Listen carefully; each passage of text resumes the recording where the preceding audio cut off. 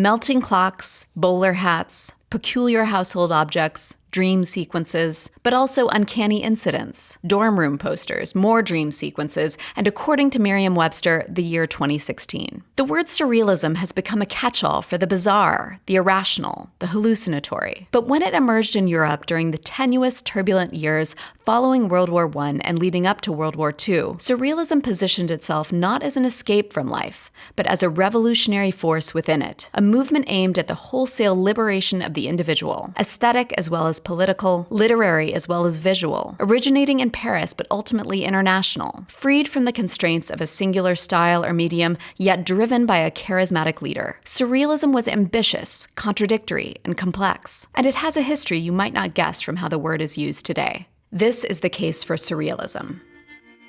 The term surrealism first appeared in the writings of French poet Guillaume Apollinaire, who used it in 1917 to describe Jean Cocteau's ballet Parade and his own play The Breasts of Tiresias. For Apollinaire, surrealism meant the fruits of the human imagination freed from the task of imitating nature. Its roots lay in the ethos of Romanticism and eccentric 19th century figures like the symbolist fantasist Gustave Moreau, the self-taught artist and customs agent Henri Rousseau, the disquieting visionary Arnold Böcklin, and writers like Edgar Allan Poe. Surrealism also emerged out of the riotous spirit of Dada, a movement originating in Zurich and Berlin, which sought to upend artistic traditions and disrupt the conventionality of modern life, weaponizing nonsense against the institutions that had brought about the catastrophe that was World War I. Yet the Surrealists were after not just disrupting the world order through nonsense, but reinventing it through experimental tactics. The first of these is automatism, or involuntary unwilled action. In 1924, a young poet named André Breton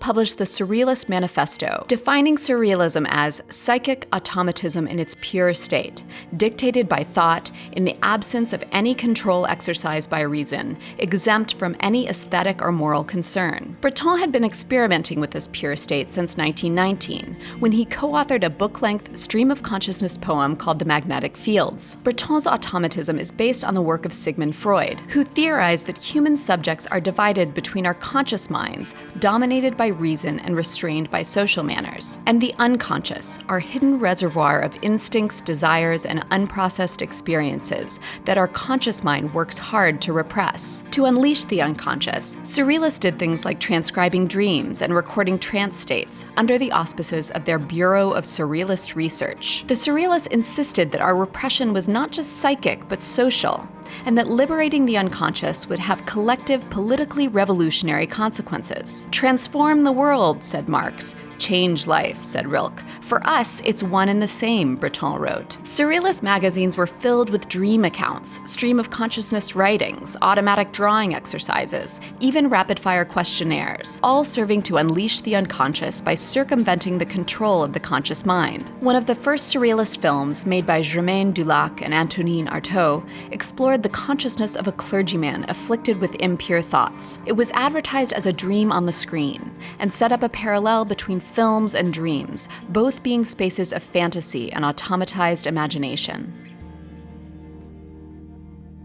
The Surrealists engaged in chance operations in pursuit of automatism, often outsourcing creative control to their materials. André Masson poured sand over skeins of glue to produce turbulent landscapes or mythological beasts. Man Ray illuminated objects on light-sensitive paper to create unpredictable compositions from their shadows. Others employed frottage or rubbings, brûlage or the burning of photographic negatives, and decalcomania, in each case surrendering control to the process and aspiring to what Breton called the marvelous, or that part of the self that lies beyond the reach of reason. They also outsourced creative control to each other, playing literary and drawing games, such as the famous Exquisite Corpse, where the final poem or image was the product of their collective imagination. Chance, for the Surrealists, also meant long directionless walks recorded in the novels Paris Peasant and Nadja. It included chance encounters with so-called found objects, such as the ones Breton described seeing in flea markets, which he claimed could resolve both psychological disturbances and artistic blocks. The famous line of the poet the Comte de Lautréamont, as beautiful as the chance encounter of a sewing machine and an umbrella on an operating table, became a kind of catchphrase for the movement, encapsulating its pursuit of the unexpected.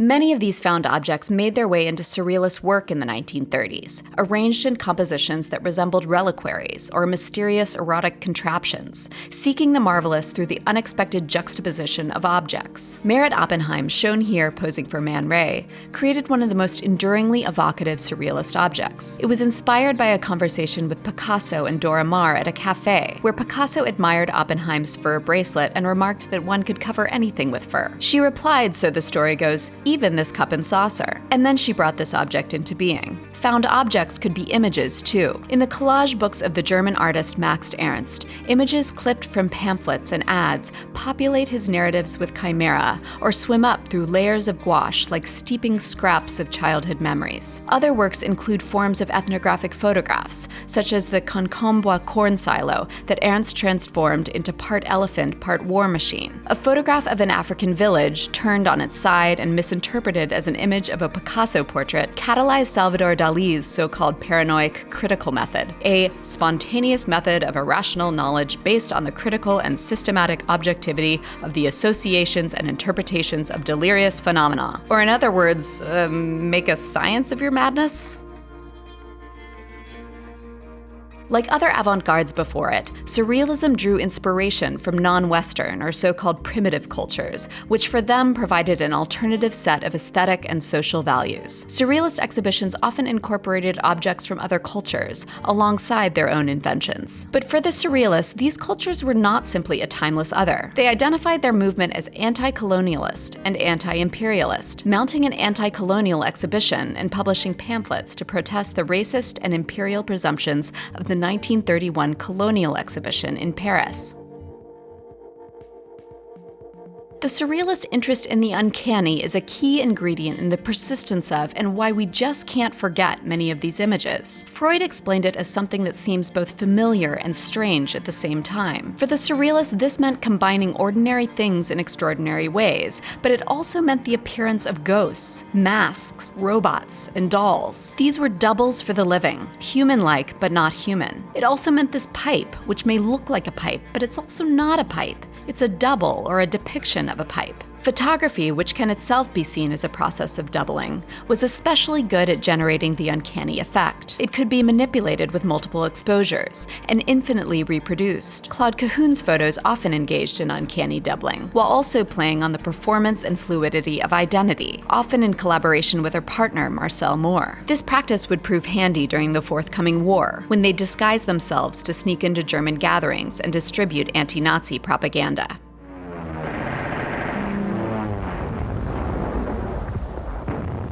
As the threat of National Socialism grew and a Second World War approached, Surrealists in Western Europe dispersed, some going into hiding, others into exile. Breton fled to New York, where a critical mass of exiled members staged in 1942 an exhibition they called First Papers of Surrealism, referring to the bureaucratic applications of the emigrating artists. Marcel Duchamp strung several hundred feet of twine through the installation, ensuring that both the newly arrived artists and those who came to see their work would be confronted by their displaced status. Back in Europe, Juan Miró began a series of paintings on paper just as the war broke out and he fled Paris. Constellations maps a complex network of nodes that appear simultaneously to coalesce into forms and disperse into vectors, testifying to a network that must sustain itself with only traces of absent bodies. While the core European Surrealists disbanded, new and related movements emerged abroad, from Mexico City to the Caribbean to New York, where a new generation of artists would soon take up the charge of liberating psychic energies. Though the movement largely concluded with World War II, many of the tactics of the Surrealists bled out into wider culture and began to be used toward commercial ends, leaving behind much of the revolutionary, consciousness-transforming energy that birthed it. Surrealism left in its wake a wide range of techniques that artists still use today, integrating found objects, experimenting with automatism or the disorienting effects of collage, and summoning the uncanny body to socially critical ends. Ultimately, the Surrealists believed that if we could find meanings that exist beyond the rational mind, we might be freed from the tyranny of the mundane, of logic, and that we might discover truths more real than reality. What's more, Surrealism gives us a way to think about the connection between individual, creative freedom and collective liberation, even as it reminds us how fragile that connection can be under the rise of fascism. Breaking down the boundaries between dreams and waking life, between cultures, and between each other. Surrealism remains an example of how reimagining ourselves can be the definitive step toward changing our world. In retrospect, it may seem naive, but then again, in retrospect, everyone looks naive. That doesn't mean we stop trying.